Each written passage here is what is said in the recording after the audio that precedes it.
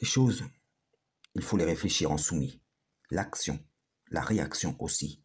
Et non en nationaliste de tel ou tel pays. Bien des gens condamneront ce que je vais dire ici.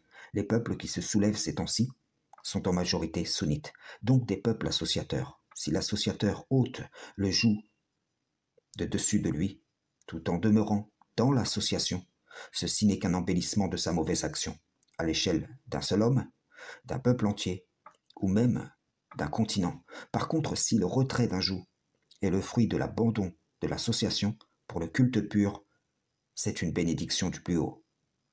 Comprenez bien, comme Israël a pu lâcher la main de l'Égypte pour saisir celle de Babylone ou vice-versa, tout en demeurant rebelles à l'Éternel, ainsi en est-il des peuples qui par opportunisme lâcheraient la main de tel ou tel peuple occidental pour celle de la Russie, sans se tourner en vérité vers le Tout-Puissant.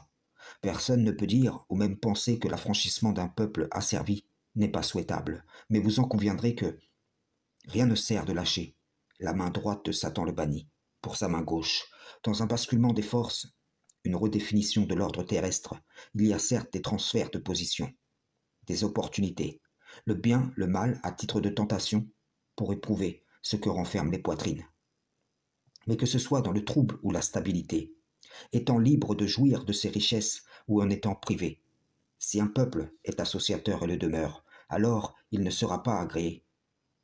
Et c'est cela qui doit être regardé en priorité. Voilà la question sans laquelle le reste n'a que peu d'importance. D'autres sont passés avant nous, et qui veut retenir les leçons des générations passées, de sorte que cela lui profite aujourd'hui.